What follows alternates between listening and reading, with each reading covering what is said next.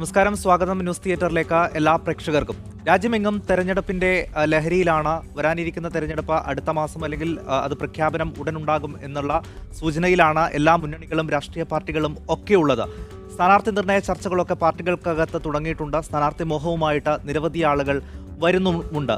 എല്ലാ പാർട്ടികളിലും ആ രീതിയിൽ തന്നെയാണ് ചർച്ചകൾ പോകുന്നത്. എവിടെയും സ്ഥാനാർത്ഥി പ്രഖ്യാപനങ്ങളൊന്നും തന്നെ നടന്നിട്ടില്ല. പക്ഷേ നമ്മൾ ഇന്ന് കോഴിക്കോട് നിന്ന് വ്യത്യസ്തമായിട്ടുള്ള ഒരു കാഴ്ചയിലേക്കാണ് പോകുന്നത്. പ്രത്യേകിച്ച് കോൺഗ്രസ് പാർട്ടിക്കകത്ത് നമുക്കറിയാം, എല്ലാ തവണയും ഒരു മണ്ഡലത്തിൽ തന്നെ നിരവധി ആളുകൾ സ്ഥാനാർത്ഥി മോഹവുമായി വരികയും ചർച്ചകൾക്ക് ശേഷം അത് ഫൈനലൈസ് ചെയ്യുകയുമാണ് ഉണ്ടായത്. ഇപ്പോൾ അതിൻ്റെ ചർച്ചകൾ നടക്കുന്നതേയുള്ളൂ. പക്ഷേ കോഴിക്കോട് മണ്ഡലത്തിൽ കോൺഗ്രസ് പാർട്ടി നേതാക്കളുടെ പ്രഖ്യാപനത്തിനൊന്നും കാത്തുനിന്നിട്ടില്ല. അവരുടെ സ്ഥാനാർത്ഥിയെ പ്രഖ്യാപിച്ചവർ തെരഞ്ഞെടുപ്പ് പ്രചാരണം തുടങ്ങിക്കഴിഞ്ഞു. നിലവിലെ സിറ്റിംഗ് എം പി ആയിട്ടുള്ള MK രാഘവൻ തന്നെയായിരിക്കും മൂന്നാം വട്ടവും കോഴിക്കോട് ജില്ലയിൽ UDFന്റെ സ്ഥാനാർത്ഥിയായി എത്തുക എന്ന് ഉറപ്പിച്ചിരിക്കുകയാണ് കോഴിക്കോട് ജില്ലയിലെ കോൺഗ്രസ് പ്രവർത്തകർ. അവർ എല്ലാവിധ തെരഞ്ഞെടുപ്പ് പ്രചാരണവും ഇതിനോടകം ആരംഭിക്കുകയും ചെയ്തു. എന്തായാലും ആ കാഴ്ചയാണ് നമ്മൾ ആദ്യം ഇന്ന് ന്യൂസ് തിയേറ്ററിൽ കാണുന്നത്. കോഴിക്കോട് ജില്ലയിലെ കോൺഗ്രസ് പ്രവർത്തകരുടെ തെരഞ്ഞെടുപ്പ് പ്രചാരണത്തിലേക്ക്.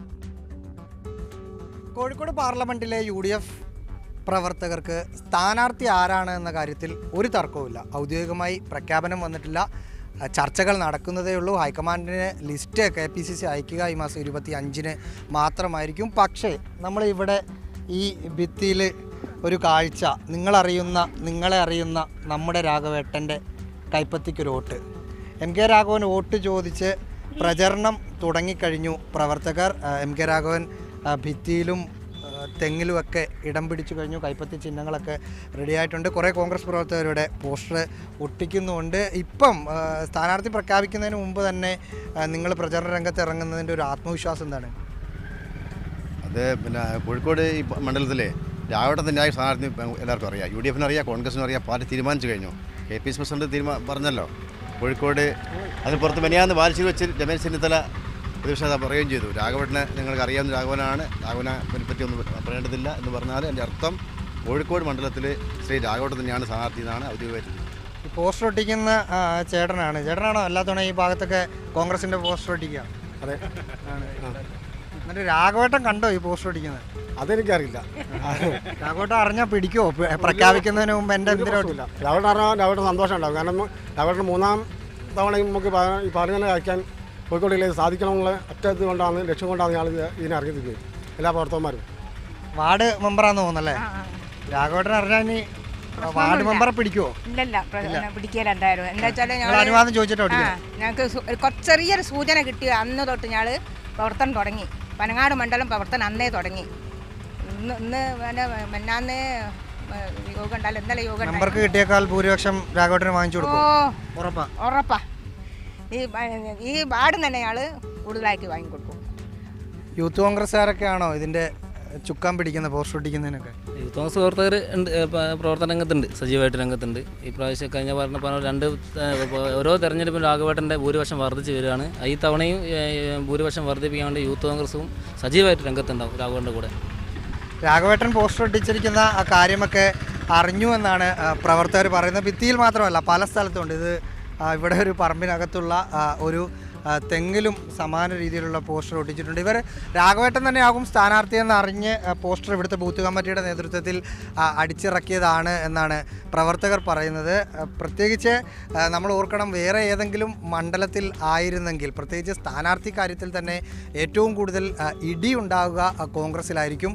പക്ഷേ അത്തരത്തിലുള്ള ഒരു ഇടിയുമില്ലാത്ത ഒരു മണ്ഡലമായതുകൊണ്ട് തന്നെയായിരിക്കും പ്രവർത്തകർ ഇത്ര ആത്മവിശ്വാസത്തോടെ അവരുടെ സ്ഥാനാർത്ഥിയുടെ മുഖം വെച്ചുള്ള പോസ്റ്റർ അടിച്ച് പ്രചരണ രംഗത്ത് ഇറങ്ങിയത് എന്നതാണ് എടുത്തു പറയേണ്ടത്. ഇപ്പോൾ ഇതിന് തൊട്ടടുത്തുള്ള വയനാട് മണ്ഡലത്തിൽ വല്ലതും ഇങ്ങനെ ആരുടെയെങ്കിലും സിദ്ദീഖിൻ്റെയോ ഷാനിമോൾ ഉസ്മാൻ്റെയോ MMSൻ്റെയോ VV പ്രകാശിൻ്റെയോ വല്ലതും പോസ്റ്റർ ഒട്ടിച്ചാൽ ഉണ്ടാകുന്ന ഒരു വ്യാപ്തി എന്തായിരിക്കണം എന്ന് കൂടി ഓർക്കണം. നിലവിൽ ഇവർ ധൈര്യത്തിൽ പോസ്റ്റർ ഒട്ടിക്കുന്നത് MK രാഘവൻ തന്നെ സ്ഥാനാർത്ഥിയാകും എന്ന് ഉറപ്പിച്ച് തന്നെയാണ്. കേരളത്തിൽ ഇങ്ങനെ ധൈര്യത്തിൽ പോസ്റ്റർ ഒട്ടിക്കാൻ, കോൺഗ്രസ്സുകാർക്ക് പോസ്റ്റർ ഒട്ടിക്കാൻ പറ്റുന്ന മറ്റൊരു മണ്ഡലം തിരുവനന്തപുരവും അവിടുത്തെ MP ശശി തരൂരുമാണ്. അവിടെയും പ്രവർത്തനങ്ങൾ ചെറിയ തോതിലെങ്കിലും തുടങ്ങിയിട്ടുമുണ്ട്. റഹീസ് റഷീദ് തയ്യാറാക്കിയ റിപ്പോർട്ടാണ് കണ്ടത്. അപ്പോൾ കോഴിക്കോട് ജില്ലയിലെ കോൺഗ്രസ് പ്രവർത്തകർക്ക് MK രാഘവൻ തന്നെയായിരിക്കും സ്ഥാനാർത്ഥി. അദ്ദേഹം തന്നെ വിജയിച്ചു വരും എന്നുള്ള വലിയ ആത്മവിശ്വാസം ഉണ്ട്. നേതാക്കൾ അല്ലെങ്കിൽ ഹൈക്കമാൻഡിന്റെ പ്രഖ്യാപനം വരുന്നതിന് മുൻപ് തന്നെ MK രാഘവന് വേണ്ടിയിട്ടുള്ള തെരഞ്ഞെടുപ്പ് പ്രചാരണ പ്രവർത്തനങ്ങൾ അവർ തുടങ്ങിക്കഴിഞ്ഞു. എന്തുകൊണ്ടാണ് ഇത്ര വലിയൊരു ആത്മവിശ്വാസം അദ്ദേഹത്തിന്റെ കാര്യത്തിൽ ലഭിക്കുന്നതെന്ന് പരിശോധിക്കുമ്പോൾ പാർട്ടിക്ക് അതീതമായി ഒരു MP എന്ന നിലയിൽ അദ്ദേഹം നടത്തിയിട്ടുള്ള പ്രവർത്തനങ്ങൾ ഒക്കെ ഉൾപ്പെടുത്തിക്കൊണ്ട് തന്നെയാണ് നമുക്ക് മനസ്സിലാക്കാൻ കഴിയുന്ന കാര്യം. എന്തായാലും കഴിഞ്ഞ തെരഞ്ഞെടുപ്പുകളിൽ കോഴിക്കോട് നടന്നിട്ടുള്ള മത്സരങ്ങളെക്കുറിച്ചുള്ള ചില കണക്കുകൾ കൂടി നമുക്ക് പരിശോധിക്കാം. 2009 നിന്ന് 2014 തെരഞ്ഞെടുപ്പിലേക്ക് എത്തുമ്പോൾ വലിയ നേട്ടം MK രാഘവൻ അവിടെ സ്വന്തമാക്കിയിട്ടുണ്ട് എന്നാണ് മനസ്സിലാക്കുന്നത്. നമുക്ക് കണക്കുകൾ നോക്കാം. 2009 കോഴിക്കോട് ജില്ലക്കാരനല്ലാതിരുന്ന MK രാഘവനെ കോഴിക്കോട് ജില്ലയിൽ മത്സരിക്കാൻ UDF തീരുമാനിക്കുന്നത്, കോൺഗ്രസ് പാർട്ടി തീരുമാനിക്കുന്നത്. അന്ന് അദ്ദേഹത്തിന്റെ ഭൂരിപക്ഷം എന്നുള്ളത് വെറും 838 വോട്ടാണ്. 2009 ഒരുപക്ഷെ ഏറ്റവും കുറഞ്ഞ ഭൂരിപക്ഷത്തിൽ ജയിച്ച ഒരു സ്ഥാനാർത്ഥി കൂടിയായിരുന്നു അദ്ദേഹം. ഇപ്പോൾ DYFയുടെ അഖിലേന്ത്യാ അധ്യക്ഷനായിട്ടുള്ള PM മുഹമ്മദ് റിയാസ് ആയിരുന്നു അന്ന് LDFന്റെ സ്ഥാനാർത്ഥി. 42.8% വോട്ടാണെന്ന് UDF കോഴിക്കോട് നേടിയത്. LDFനാകട്ടെ 42.7% വോട്ട് കിട്ടി. വെറും 0.1% മാർജിനിലാണ് അന്ന് MK രാഘവൻ 2009 MP ആയി വരുന്നത്. വീണ്ടും 2014 വരുമ്പോൾ 2014 വീണ്ടും അദ്ദേഹത്തെ തന്നെ UDF സ്ഥാനാർത്ഥിയാക്കുന്നു.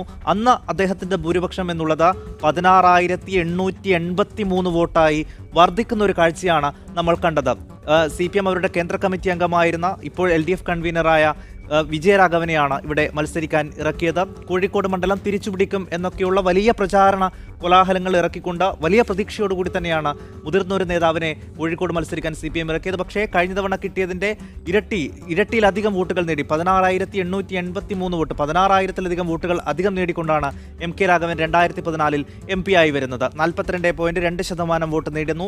40.4 LDF ചുരുങ്ങുന്നു. 1.8%, 0.1% എന്നുള്ളത് 1.8%-മായി വിജയ ശതമാനത്തിലെ ഇടിവ് വർദ്ധിപ്പിക്കാൻ MK രാഘവന് അന്ന് കഴിയുന്നു.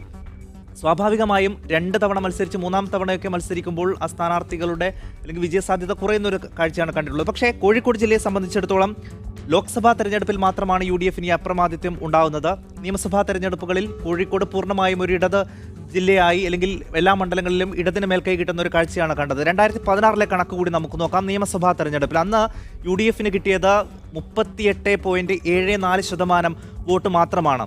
LDFനാകട്ടെ 45.25% വോട്ട് നിയമസഭാ തെരഞ്ഞെടുപ്പിൽ കിട്ടി. NDAക്കാണെങ്കിൽ 2.92. അതിൽ ഒരു പ്രധാനപ്പെട്ട കാര്യം, കോഴിക്കോട് സൗത്തിൽ മാത്രമാണ് LDFന് അല്ലെങ്കിൽ UDFന് ലീഡ് നേടാൻ കഴിഞ്ഞത്. ഇപ്പോൾ നിലവിൽ 92,208 വോട്ടുകൾ ഈ 2016 നിയമസഭയിലെ കണക്കുകൾ വെച്ച് നോക്കുമ്പോൾ 92,202 വോട്ടുകൾ LDFന് UDFനേക്കാൾ കൂടുതലുണ്ട്. അപ്പോൾ 2016 രാഷ്ട്രീയ സാഹചര്യം അല്ലെങ്കിൽ ലോക്സഭാ തെരഞ്ഞെടുപ്പ് നിയമസഭാ തെരഞ്ഞെടുപ്പ് തമ്മിലുള്ള വ്യത്യാസം ഇതൊക്കെ പരിഗണിക്കുമ്പോഴാണ് 2019 ഈ ലോക്സഭാ തെരഞ്ഞെടുപ്പിൽ അവിടെ എന്ത് നടക്കും എന്നുള്ളത്. പക്ഷേ കോൺഗ്രസ് പാർട്ടിയെ സംബന്ധിച്ച് അല്ലെങ്കിൽ അവരുടെ പ്രവർത്തകരെ സംബന്ധിച്ച് അവർക്ക് യാതൊരുവിധ ടെൻഷനുമില്ല. MK രാഘവന്റെ ജനകീയത വോട്ടായി മാറും എന്നുള്ള വലിയ പ്രതീക്ഷയിലാണ് UDF ഉള്ളത്. ഇത്തവണയും LDF കണക്ക് കൂട്ടുന്നത് PM മുഹമ്മദ് റിയാസ് എന്ന DYFയുടെ അഖിലേന്ത്യാ പ്രസിഡന്റിനെ തന്നെ മത്സരരംഗത്തിറക്കി. ആദ്യം MK രാഘവന് വന്നപ്പോൾ ഉണ്ടായ കടുത്ത മത്സരം വീണ്ടും ഒരിക്കൽ കൂടി കാഴ്ചവെക്കുക എന്നത് തന്നെയാണ്. എന്തായാലും നിയമസഭാ തെരഞ്ഞെടുപ്പിൽ ഉണ്ടായിട്ടുള്ള ആ വലിയ മുന്നേറ്റം LDFന് ഇവിടെ കാഴ്ചവെക്കാൻ കഴിയില്ല. അവിടെ വലിയ ജനകീയത MK രാഘവനുണ്ട്. അത് അദ്ദേഹത്തിന് വോട്ടായി മാറും എന്ന് തന്നെയാണ് പ്രവർത്തകരുടെ ആവേശം കാണുമ്പോൾ നമുക്ക് മനസ്സിലാകുന്നത്.